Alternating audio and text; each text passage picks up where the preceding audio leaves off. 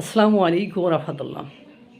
নিজের দলের নেতা লাগালেও লাগাতে চাইলেও যৌন হয়রানি করলেও আওয়ামী লীগ আর হাসিনার দোষ। কেন কথা বললাম?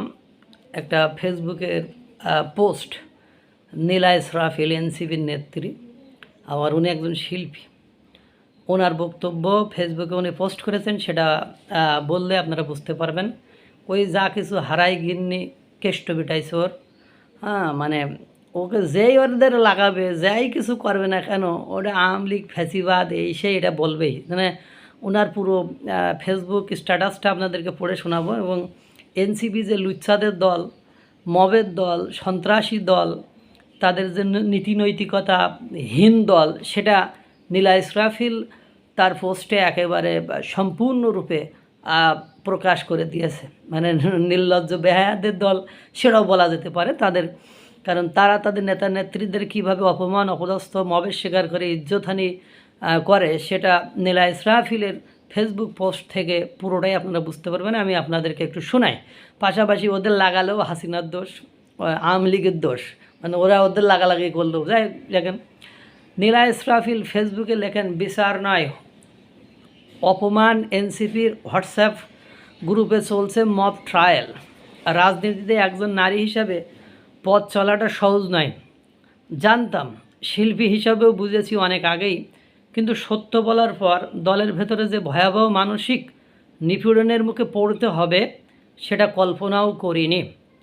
আমি নীলা ইসরাফিল নিজ থেকে কিছু চাইনি, শুধু চেয়েছি একটি নিরাপদ সম্মানজনক জায়গা যেখানে আমি নীতির পক্ষে কথা বলবো।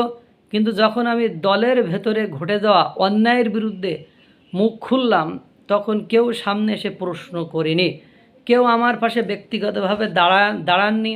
বরং সামাজিক যোগাযোগ মাধ্যমে, ফেসবুক, হোয়াটসঅ্যাপ এবং ব্যক্তিগত গ্রুপের শুরু হয়ে গেল উচ্ছৃঙ্খল জনতার বিশৃঙ্খল মব ট্রায়াল, দলবদ্ধভাবে নিন্দা, অপপ্রচার, চরিত্র হননের চেষ্টা।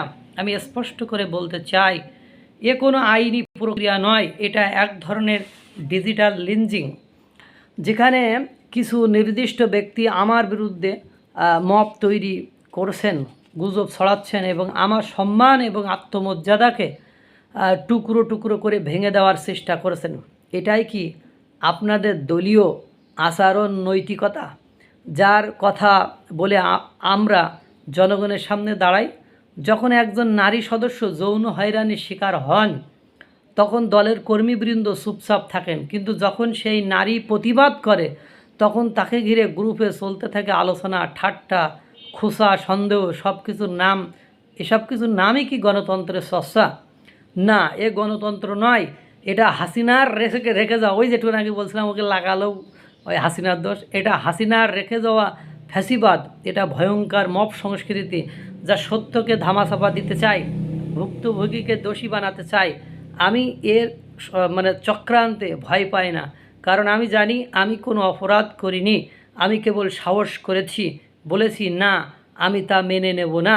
আমার কণ্ঠরোধ করতে আপনারা যত গ্রুপ খুলুন, আমি বলবো, মুখ বন্ধ করলে সত্য মরে যায় না।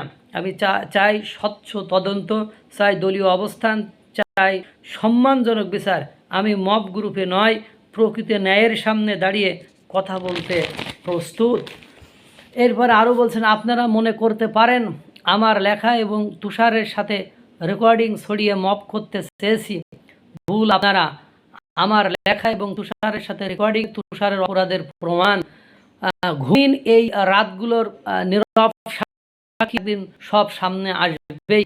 আমার ফোন যে কোনো মুহূর্তে জব্দ করতে পারে, আমিও হঠাৎ নাই হয়ে যেতে পারি, তাই বিষয়গুলো সামনে আনতে বাধ্য হলাম। দেখেন লাস্টের কথাগুলো, আমার ফোন জব্দ করতে পারে, আমিও হঠাৎ হয়ে যেতে পারি, তাই বিষয়গুলো সামনে আনতে বাধ্য হলাম। অর্থাৎ যে বাংলাদেশে যারা হঠাৎ নাই হয়ে যাচ্ছে, ফোন জব্দ হয়ে যাচ্ছে, গুম হয়ে যাচ্ছে, তাহলে কি এই নেত্রী অর্থাৎ নীলা ইসরাফিল, যেহেতু সে এনসিপির একজন ধারালো নেত্রী এবং তাকে লাগাতে চাই, মানে তার কমিউনিকেশন ওই ধরনের সিস্টেম, তাহলে তার বক্তব্য দিয়েই তারা বলছে মব ক্রিয়েট তারাই করে, বলছে যে মব ক্রিয়েট এনসিপির লোকজনই করে, তারাই হয়রানি করে, তারাই সব কিছু করে। এখন যে যেহেতু ও বলছে যে আমি নাই হয়ে যেতে পারি, তাই বিষয়গুলো সামনে আপনাদেরকে জানিয়ে রাখলাম। তাহলে বিষয়গুলো বুঝছেন, এগুলো অবস্থা। আল্লাহ তাআলা সকলকে ভালো রাখুক, সুস্থ রাখুক। আসসালামু আলাইকুম ওয়া রাহমাতুল্লাহ।